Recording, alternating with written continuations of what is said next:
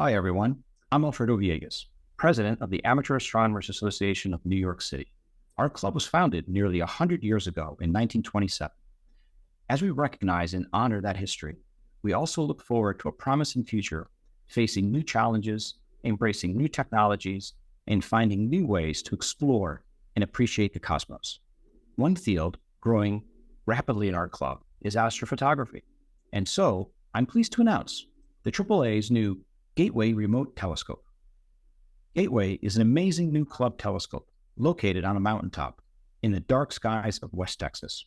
This telescope is remotely controlled by club members right here in New York City.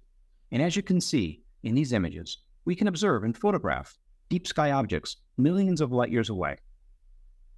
On Tuesday, November 28th at 8 p.m., we'll introduce this new Gateway Remote Telescope to all of our club members in a Zoom lecture demonstration so you can see it for yourself and find out how you too can enjoy this new instrument.